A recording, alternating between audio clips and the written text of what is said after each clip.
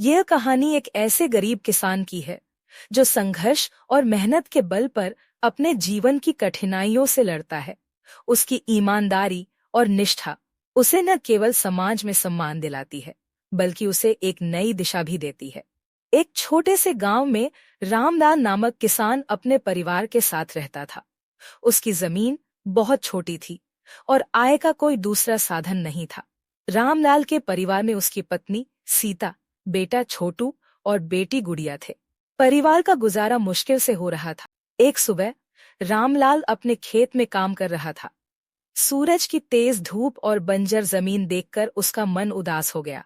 उसने सीता से कहा, सीता, ये साल भी सूखा रहेगा, बारिश नहीं हुई तो हमारा क्या होगा? सीता ने उसे ढांढस बंधाते हुए कहा, भगवान पर भरोसा रखो, मेहनत का फल जरूर मिलेगा। गांव के प्रधान रघु सिंह अमीर और प्रभावशाली व्यक्ति थे। वे अक्सर गरीब किसानों को ऊंचे ब्याज पर कर्ज देते थे। रामलाल को अपने खेत की बुवाई के लिए पैसे की जरूरत थी, इसलिए उसने प्रधान से मदद मांगी। प्रधान ने कहा, रामलाल, मैं तुम्हें पैसे दूंगा, लेकिन याद रखना, अगले महीने तक ब्याज समेत लौटाना होगा। रामलाल के पास कोई और चारा नहीं था। उसने प्रधान से कर्ज ले लिया। रामलाल ने कड़ी मेहनत से खेतों में काम किया, लेकिन किस्मत ने उसका साथ नहीं दिया। बारिश नहीं हुई और उसकी फसल खराब हो गई। प्रधान ने अपने आदमी भेजकर कर्ज लौटाने का दबाव डाला। अगर पैसे नहीं दिए तो तुम्हारी जमीन जब्त कर लूंगा, प्रधान ने धमकी दी। रामलाल के पास अब कोई उपाय नहीं था। उसने अपनी पत्नी और बच्चों से कहा, मैं शहर जाकर काम करूंगा, शायद वहां से कुछ पैसे कमा पाऊं। सीता ने आंसू भरी आंखों से उसे विदा किया। रामलाल शहर पहुंचकर दिन रात मजदूरी करने लगा। एक फैक्ट्री में काम करते हुए उसने बहुत मेहनत की। हर रात वह अपने परिवार के बारे में सोचता और पैसे बचाने की कोशिश करता। इसी दौरान उसकी मुलाकात एक समाज सेवी मोहन जी से हुई।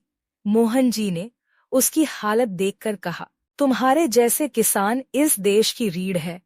तुम्हें अपने गांव लौटकर कुछ नया करना चाहिए। मैं तुम्हारी मदद करूंगा। मोहन जी की मदद से रामलाल ने खेती के नए तरीके सीखे। वह गांव लौट आया और जैविक खेती शुरू की। उसने अपनी जमीन पर फल और सब्जियां उगाना शुरू किया। यह देखकर गांव के अन्य किसान भी उससे प्रेरित हुए। धीरे धीरे उसकी मेहनत रंग लाई। उसकी फसल अच्छी हुई और उसे शहर के बाजारों में ऊंचे दाम मिले। रामलाल ने प्रधान का कर्ज चुका दिया। अब प्रधान भी उसकी तारीफ करने लगा। रामलाल ने अपने बच्चों को पढ़ाई के लिए प्रेरित किया। छोटू ने कृषि विज्ञान में पढ़ाई शुरू की और अपने पिता को और आधुनिक तकनीक सिखाई। गुड़िया भी पढ़ लिखकर शिक्षिका बन गई। गांव के लोग अब रामलाल को सम्मान की नजर से देखने लगे।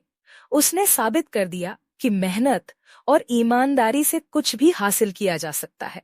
रामलाल की कहानी हमें सिखाती है कि जीवन में कितनी भी कठिनाइयां आए, हार नहीं माननी चाहिए। संघर्ष और मेहनत से हर समस्या का समाधान हो सकता है। रामलाल जैसे किसान हमारे समाज के असली नायक हैं।